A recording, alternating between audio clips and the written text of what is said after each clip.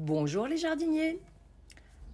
Alors, on va commencer aujourd'hui avec une vue sur la clématite qui est en fleurs. Je vous rappelle que quand j'avais arraché tout le lierre qu'il y avait sur mon mur, j'avais pratiquement arraché toute la clématite et elle est vraiment repartie du pied et elle fait à nouveau une belle touffe.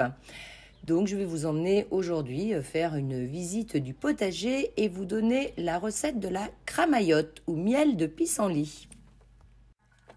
Allez, on s'active au potager. Me voilà avec la tonte de la pelouse. Donc j'ai déjà commencé à pailler mes fèves. Donc je la mets, je me dis que ça fera toujours un petit peu d'azote. Il y a eu pas mal de carbone pendant l'hiver, beaucoup de feuilles, de petites brindilles. Donc c'est parti pour de l'azote.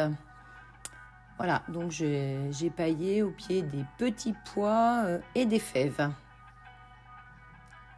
Je vais aussi en mettre encore après derrière moi, là où j'ai mis, voilà, là on voit que c'est terminé. Et après je vais en mettre sur la droite, là où j'ai mis les pommes de terre.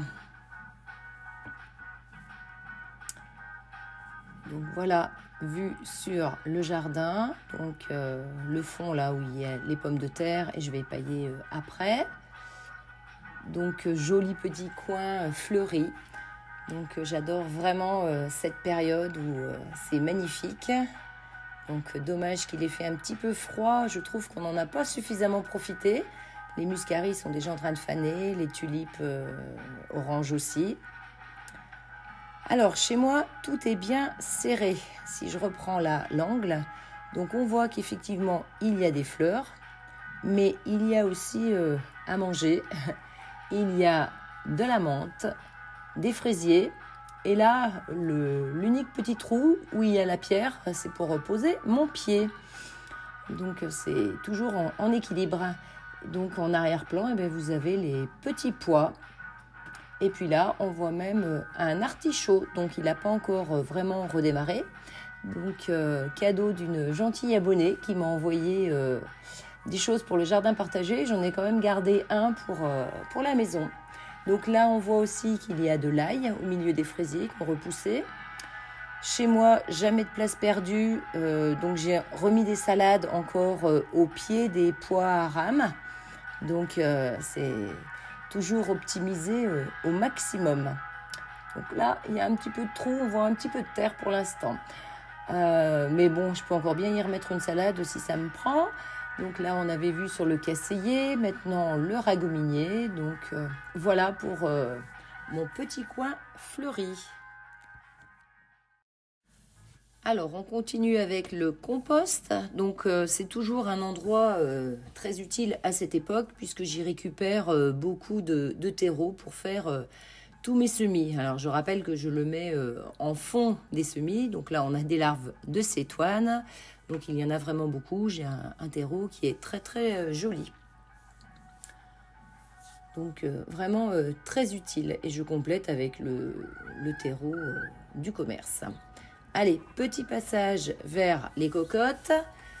Ça y est, une des grosses a fini sa couvade. Bon, ça n'aura pas duré trop longtemps, mais j'imagine qu'il faudra encore un mois avant qu'elle réponde. Et puis là, je vais vous emmener auprès des pissenlits. Donc dans ma pelouse, j'ai des pissenlits. Donc j'ai testé pour la première fois la cramaillotte ou le miel de pissenlit. Donc j'en ai d'abord ramassé pas mal et puis il faut garder uniquement les pétales, il faut enlever la partie verte. Donc si je vous donne une recette rapide, pour 50 g de fleurs, il faut 350 ml d'eau. Donc voilà, j'ai pesé après tout ça. Donc c'est le plus fastidieux, hein, c'est d'enlever toutes ces petites pétales là. Donc vous voyez, là j'avais 71 grammes voilà, de fleurs et j'y ajoute une orange et un citron. Donc je mets en rondelles et je vais faire bouillir cela pratiquement 1 heure.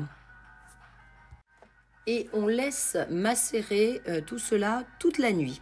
Ensuite, le lendemain matin, on presse pour extraire le maximum de jus.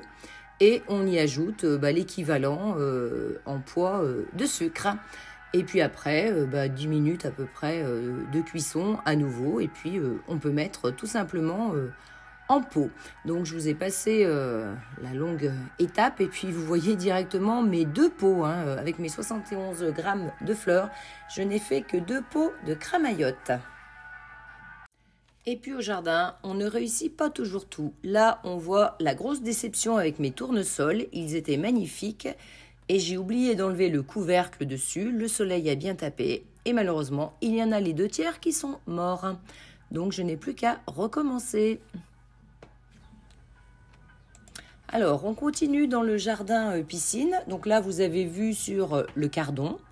Que d'ailleurs, j'ai mangé. Alors, à ma grande surprise, je ne pensais pas qu'il serait bon à cette époque. Parce que je ne l'ai pas blanchi ni rien du tout. Et c'était quand même excellent. Je vous mettrai peut-être une recette la prochaine fois. Donc, on voit que c'est toujours tout bien serré. On a des salades au pied du cardon. Là, les petits pois qui avaient été semés à l'automne sont en fleurs. Donc, la technique de mettre les restes des rudbeckia a l'air de fonctionner pour faire des petits tuteurs. Ça marche. Donc là, on a à nouveau d'autres petits pois, les petits pois grimpants. On a les fèves qui vont très bien. Donc là, cette année, je les ai plus espacées et on voit qu'elles ont bien de belles ramifications. Peut-être que je les serrais un petit peu trop les années précédentes. Donc d'autres pois à rames, toujours des salades et des épinards. Et puis là, sur la droite, on a l'impression qu'il n'y a rien, mais ce sont les pommes de terre. D'ailleurs, on en voit une au fond qui avait repoussé toute seule. Et puis encore les échalotes et les dernières salades. Et là, vraiment tout à droite, plus rien du tout. Donc si on revient derrière la maison, eh bien là, on a vu sur les groseilliers. Donc de belles petites grappes. Et puis, comme je ne savais plus du tout où mettre tous mes fraisiers, j'en ai même mis dans un ou 2 bacs au pied des framboisiers et des groseilliers. Donc voilà, plus qu'à attendre que tout ça mûrisse.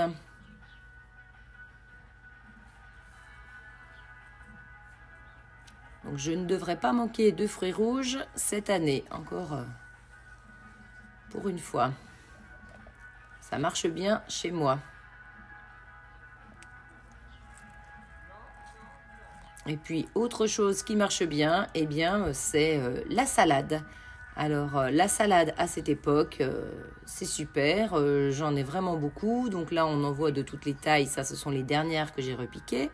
On voit aussi 2 carrés de fraisiers. Donc là, on voit que celles-ci, elles sont en pleine croissance.